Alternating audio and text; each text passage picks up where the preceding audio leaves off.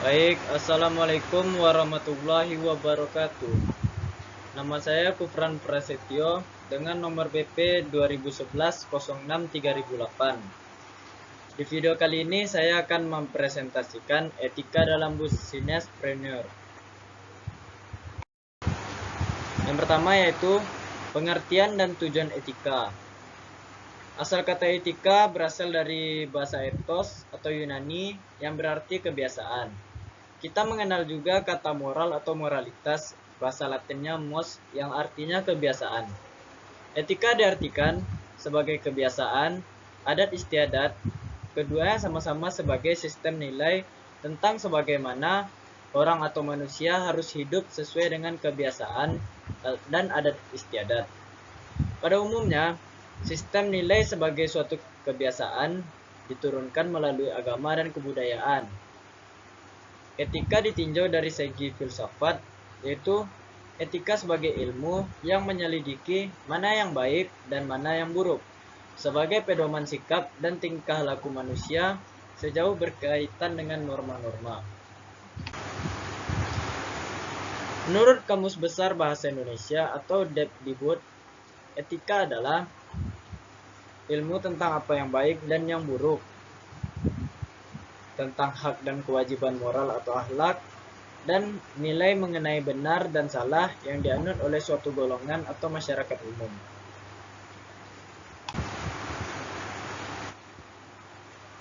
Yang ketiga yaitu pada prinsipnya etika atau ethics mengacu pada norma moral, yaitu yang moral berhubungan dengan suatu tindakan antara yang benar dan salah dan mengacu pada standar yang diakui tentang sikap yang benar dan baik. Tindakan yang sesuai norma tersebut tindakan bermoral baik, dan sebaliknya yang tidak sesuai dengan norma tersebut bermoral buruk atau immoral. Yang kedua, sikap dari kelompok tertentu atau seprofesi. Yang ketiga, rambu-rambu prinsip moral yang menyeluruh, terutama rambu-rambu profesi tertentu. Tujuan etika. Yang pertama yaitu mempelajari perilaku baik moral maupun immoral dengan tujuan membuat pertimbangan yang cukup beralasan dan akhirnya sampai pada rekomendasi memadai. Yang kedua yaitu menilai praktek manusiawi dengan menggunakan standar moral. Yang ketiga, memberikan pandangan tentang bagaimana bertindak secara moral pada situasi tertentu atau memberi nasihat untuk perbaikan. Sesudah etika kita lanjut ke bisnis. Bisnis yaitu berawal dari pengertiannya. Bisnis adalah keseluruhan kegiatan usaha yang dijalankan oleh orang atau badan secara teratur dan terus-menerus, yaitu berupa kegiatan mengadakan barang-barang atau jasa-jasa maupun fasilitas-fasilitas untuk diperjualbelikan, dipertukarkan, atau disewakan dengan tujuan mendapatkan keuntungan. Menurut Kamus Besar Indonesia, bisnis adalah usaha dagang, usaha komersial dalam dunia perdagangan. Kesimpulannya, yaitu yang pertama, bisnis merupakan suatu kegiatan yang rutin dilakukan karena dikatakan sebagai suatu pekerjaan, mata pencaharian, bahkan suatu profesi. Yang kedua, bisnis merupakan aktivitas dalam perdagangan. Yang ketiga, bisnis dilakukan dalam rangka memperoleh keuntungan laba. Yang keempat, bisnis dilakukan baik oleh perorangan maupun suatu badan usaha.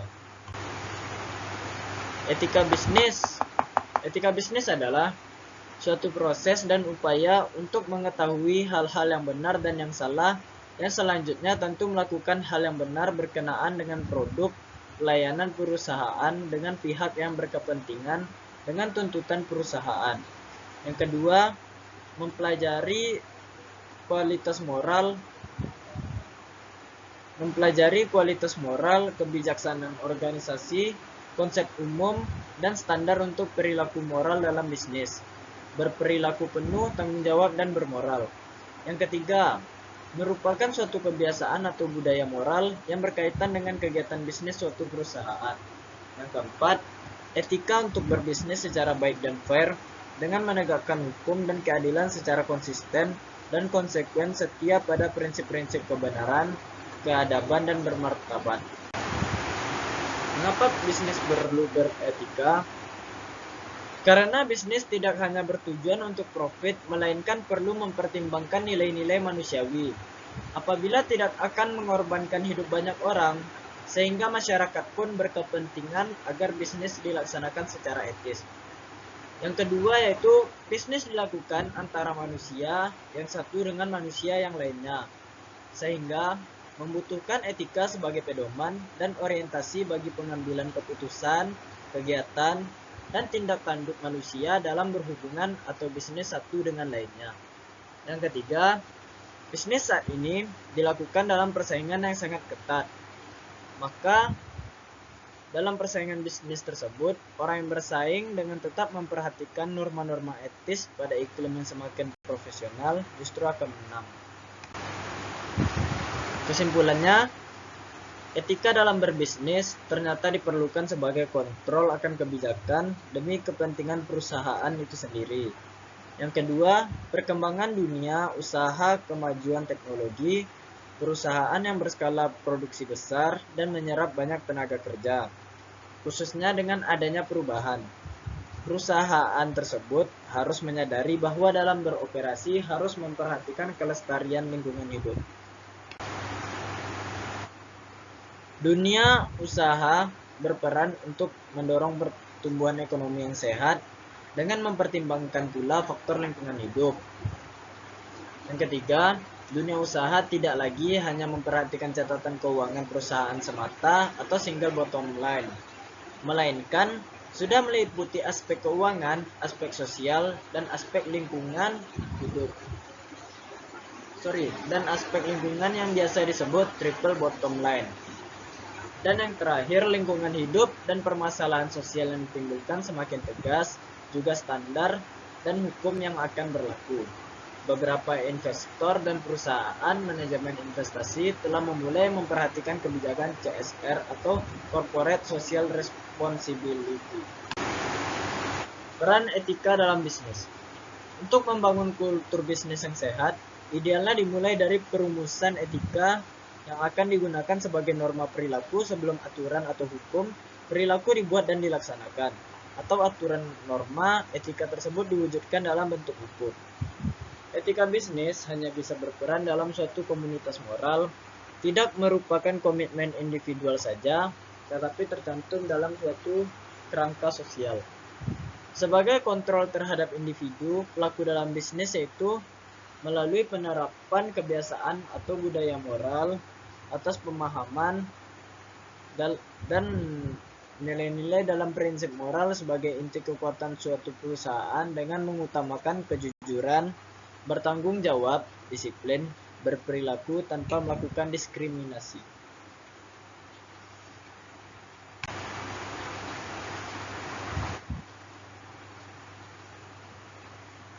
Selanjutnya, etika bisnis menjamin bergulirnya kegiatan bisnis dalam jangka panjang, tidak terfokus pada keuntungan jangka pendek saja.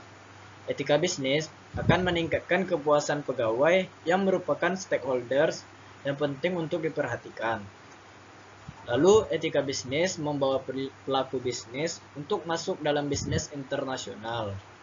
Pengelolaan bisnis secara profesional berdasarkan keahlian dan keterampilan khusus, mempunyai komitmen moral yang tinggi, dan menjalankan usahanya berdasarkan profesi. Prinsip-prinsip dalam etika bisnis. Yang pertama yaitu prinsip otonomi, yaitu kemampuan untuk mengambil keputusan dan bertindak berdasarkan keselarasan tentang apa yang baik untuk dilakukan dan bertanggung jawab secara moral atas keputusan yang diambil. Yang kedua, prinsip kejujuran. Dalam hal ini, kejujuran adalah merupakan kunci keberhasilan suatu bisnis. Kejujuran dalam pelaksanaan kontrol terhadap konsumen, dalam hubungan kerja, dan sebagainya. Yang ketiga, prinsip keadilan bahwa setiap orang dalam berbisnis diperlakukan sesuai dengan haknya masing-masing dan tidak ada yang boleh dirugikan. Yang keempat, prinsip saling menguntungkan, juga dalam bisnis yang kompetitif. Yang kelima, prinsip integritas moral. Ini merupakan dasar dalam berbisnis. harus menjaga nama baik perusahaan tetap dipercaya dan merupakan perusahaan terbaik. Dalam pengelolaan perusahaan yang baik dikenal prinsip GCG atau Good Corporate Governance. Dengan memperhatikan prinsip-prinsip bisnis, prinsip fairness, prinsip transparansi, prinsip accountability, prinsip responsibility. Pengertian corporate governance. Corporate governance adalah tata kelola perusahaan atau corporate governance yang bisa disebut sebagai CG, merupakan suatu sistem yang dirancang dalam mengarahkan pengelolaan perusahaan secara profesional berdasarkan prinsip-prinsip transparansi, akuntabilitas, tanggung jawab, independen, kewajaran, dan kesetaraan. Prinsip-prinsip GCG, Organization for Economic Cooperation and Development. Yang pertama itu transparansi, yaitu keterbukaan dalam melaksanakan proses pengambilan keputusan dalam mengemukakan informasi material dan relevan mengenai perusahaan. Yang kedua yaitu kemandirian, yaitu suatu keadaan di mana perusahaan dikelola secara profesional tanpa benturan kepentingan dan pengaruh atau tekanan dari pihak manapun yang tidak sesuai dengan peraturan perundang-undangan yang berlaku dan prinsip-prinsip koperasi yang sehat. Yang ketiga, akuntabilitas, yaitu kejelasan fungsi, pelaksanaan dan pertanggungjawaban organ sehingga pengelola terlaksana secara efektif. Yang keempat, pertanggungjawaban, yaitu kesesuaian dalam pengelolaan terhadap peraturan perundang-undangan yang berlaku. Yang terakhir, kewajaran, yaitu keadilan dan kesetaraan di dalam memenuhi hak-hak stakeholder yang timbul berdasarkan perjanjian dan peraturan perundang-undangan yang berlaku.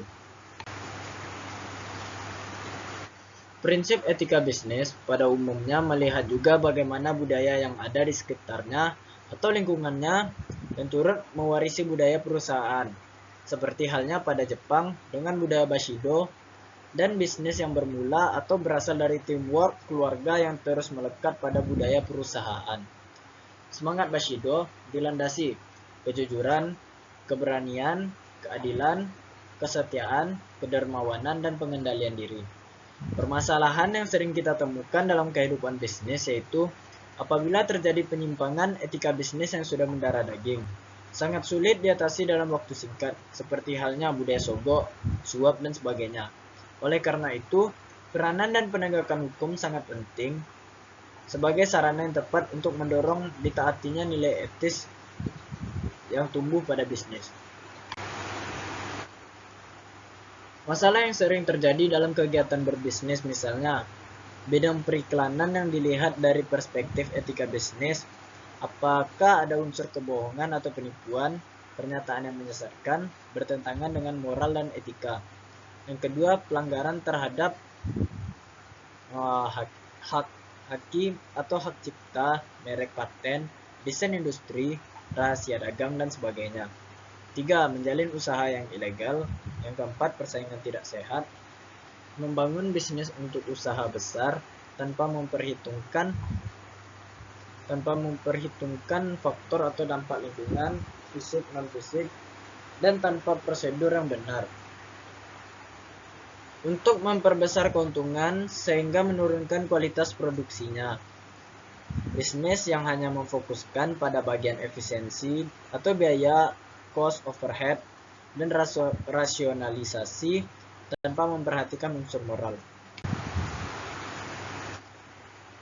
Permasalahan yang sering dihadapi dalam penegakan hukum dan etika yang memang menjadi pusat permasalahan, serta perlunya reformasi moral melalui pemberdayaan hukum dan upaya-upaya yang dapat dilaksanakan di bidang hukum antara lain, pemberian atau penegakan sanksi, perlindungan di bidang haki atau hak atas kekayaan intelektual seperti hak cipta, hak paten, merek, pelindungan rahasia dagang, desain industri, perlindungan hukum bagi tenaga kerja di bidang hukum ketenagakerjaan, perlindungan konsumen dan persaingan usaha tidak sehat, dan sebagainya.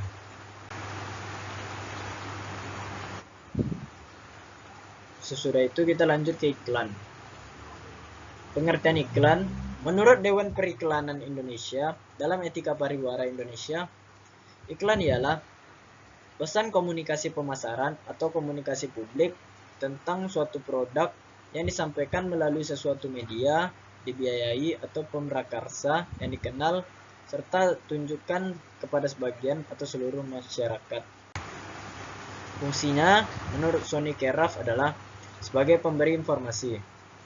Iklan berfungsi untuk membeberkan dan menggambarkan seluruh kenyataan yang serinci mungkin tentang suatu produk.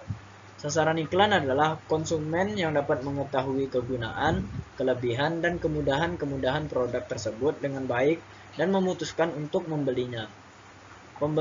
Sebagai pembentuk pendapat umum, iklan berfungsi untuk menarik massa konsumen untuk membeli produk tersebut dengan cara manipulatif, persuasif, dan tendensius.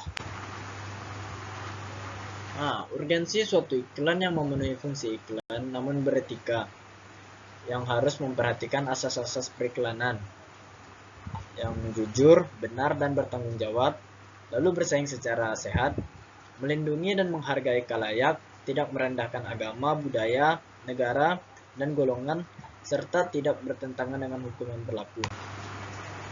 Baik, sekian presentasi dari tugas saya hari ini. Apabila saya ada kesalahan kata, mohon dimaafkan. Wabillahi taufiq wal hidayah. Wassalamualaikum warahmatullahi wabarakatuh.